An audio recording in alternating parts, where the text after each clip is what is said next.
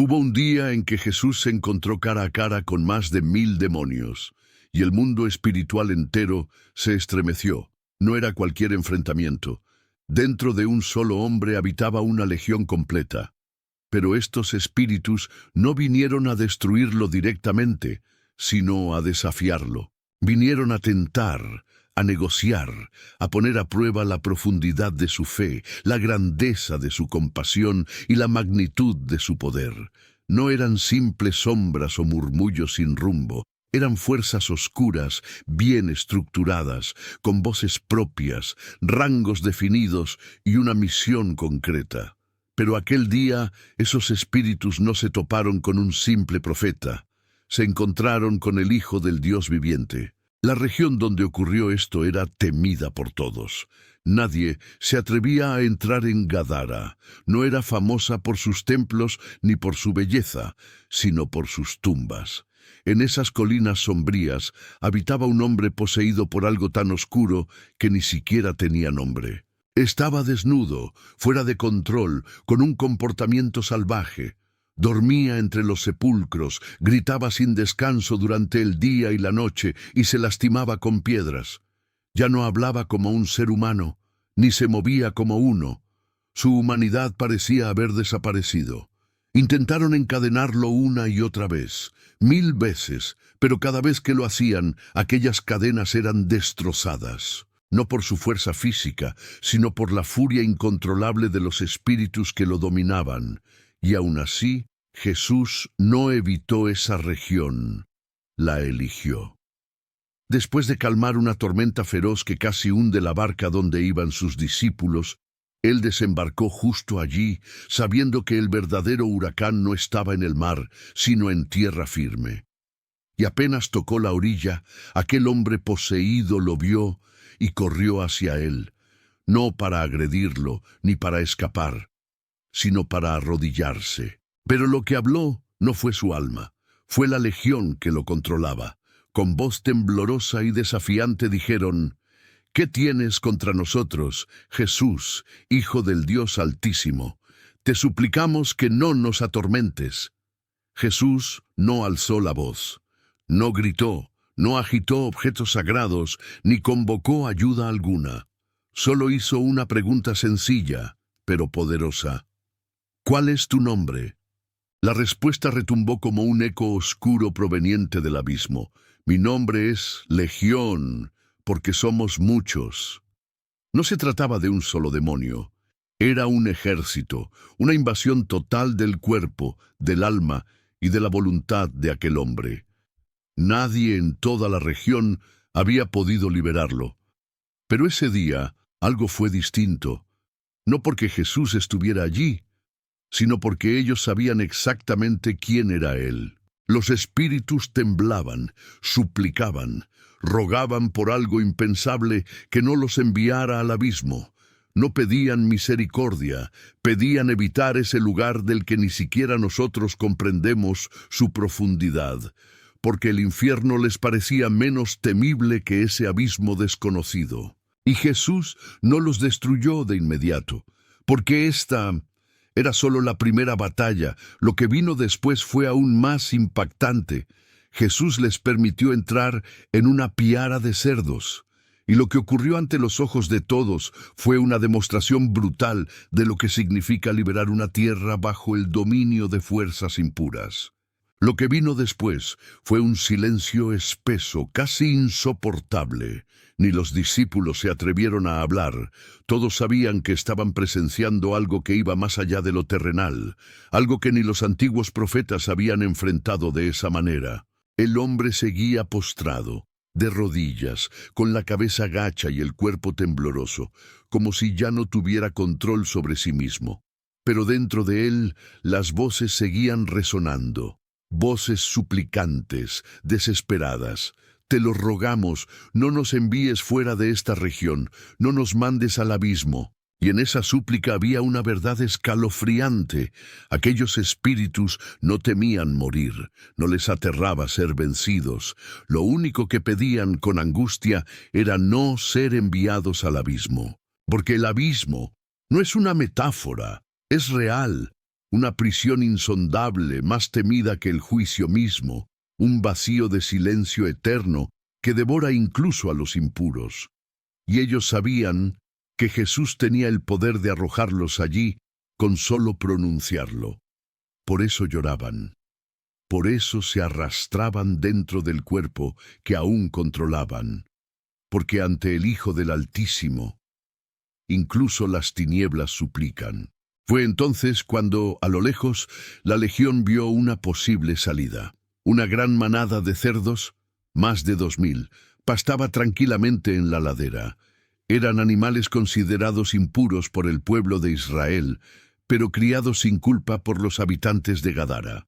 Y los demonios lo entendieron al instante. Si no podían seguir habitando un cuerpo humano, al menos se conformarían con bestias. Con desesperación gritaron: «¡Envíanos a ellos! ¡Déjanos entrar en los cerdos!». Jesús no dijo nada. No necesitó hacerlo, solo permitió. En ese momento, el cuerpo del hombre poseído se estremeció, pero no gritó, no cayó. Simplemente quedó en silencio, como si hubiera despertado de una pesadilla que ya no recordaba. Pero en la colina, lo que se desató fue el verdadero horror. Los cerdos comenzaron a gruñir con una rabia fuera de este mundo.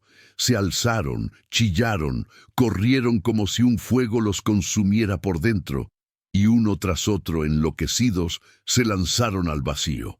Una oleada de cuerpos cayendo por el acantilado, estrellándose contra las rocas, hundiéndose en el mar. 2000 animales fuera de control, 2000 chillidos de muerte desgarrando el aire, y luego silencio. El agua, manchada y burbujeante, quedó quieta, como si algo más profundo, algo invisible, hubiese sido reclamado por el abismo. Los pastores, aterrados, huyeron. Corrieron al pueblo y contaron lo que sus ojos no podían comprender. Cuando la multitud llegó, no encontraron demonios, no hallaron cerdos. Solo vieron a aquel hombre sentado, vestido, con la mirada limpia y en calma. Ya no temblaba, ya no gritaba. Estaba en su juicio, en paz, mirando a Jesús con los ojos de un hijo mirando a su padre, con los ojos de quien ha sido salvado. Pero el pueblo no lo miró igual.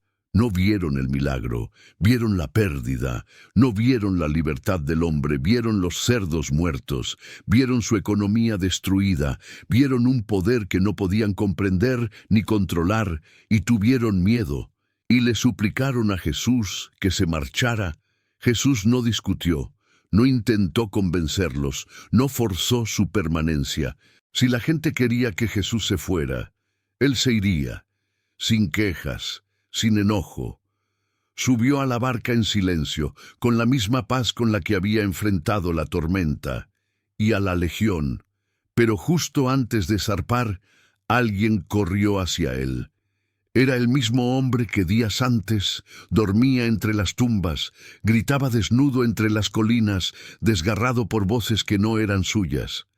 Ahora estaba de rodillas nuevamente, pero esta vez con otra súplica: «Déjame ir contigo, déjame seguirte». Era lo más natural. Jesús lo había salvado de lo impensable, le devolvió su mente, su cuerpo, su alma. ¿Cómo no querer seguir al único que lo había liberado? Pero Jesús lo miró con ternura y le dijo que no. «No vengas conmigo, vuelve a tu casa, a tu pueblo, y cuéntales todo lo que el Señor ha hecho por ti. Cuéntales cómo ha tenido misericordia de ti».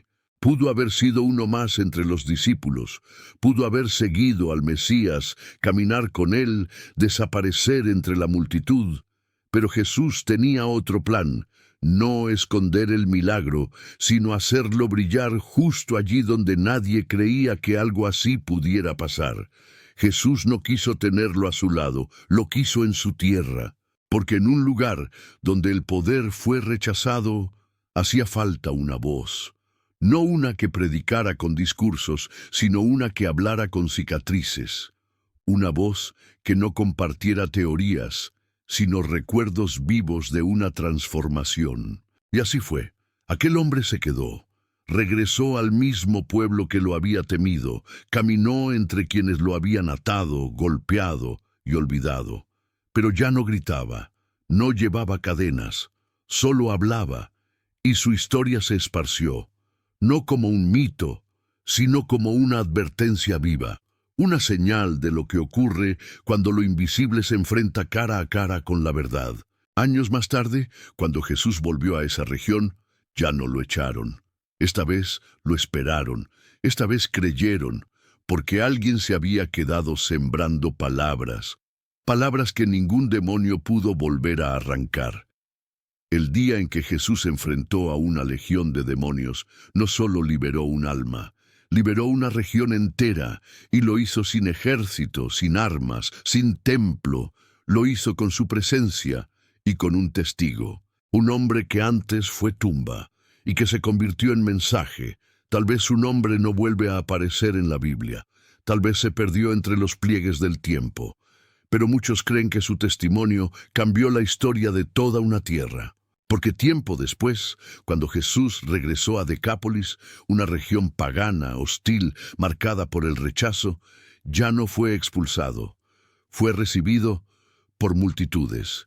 Muchos creen que ese cambio no fue una coincidencia, que aquel hombre, antes poseído, se convirtió en predicador, en símbolo, en semilla de un avivamiento silencioso que empezó con una sola historia, la suya. Algunos incluso afirman que el mar donde cayeron los cerdos se volvió un punto espiritual, un lugar cargado de ecos invisibles, porque los demonios no murieron allí, no desaparecieron con los cuerpos, solo cambiaron de forma. La Biblia advierte, los espíritus inmundos vagan por lugares desiertos, buscando descanso, y si no lo encuentran, regresan. Volvieron a Gadara, tomaron nuevos cuerpos, o fueron arrastrados al abismo que tanto temían. Y entonces surge una pregunta inquietante. ¿Por qué Jesús los dejó ir? ¿Por qué no los destruyó? Algunos dicen que fue misericordia, otros que fue estrategia. Quizás Jesús no destruyó a la legión porque quería que todos vieran el mal en su forma más pura, que no hubiera forma de ignorarlo, porque a veces el juicio no viene como fuego, viene como revelación. Y cuando la verdad se revela, no todos se arrodillan. Algunos la rechazan, la expulsan. Ese día, una batalla invisible fue expuesta ante los ojos humanos. Jesús demostró que el reino de Dios no es solo un mensaje, es poder, poder real, poder sobre lo impuro, sobre lo que no se puede controlar, sobre aquello que el mundo ya había dado por perdido. Y al final, el milagro no fue solo para aquel hombre que vivía entre las tumbas. La sanación alcanzó a toda una región, porque ya no temían al poseído, ahora temían a la luz que vino a confrontarlos. Cuando el mal parecía invencible, Jesús no retrocedió. Con solo una palabra liberó a un alma atormentada y mostró que no existe oscuridad que Él no pueda vencer. Si hoy sientes que estás luchando contra fuerzas invisibles, si hay tormentas dentro de ti que nadie entiende, recuerda esto: el poder de Cristo sigue intacto. Comenta amén si crees que Jesús aún tiene autoridad sobre toda fuerza del mal.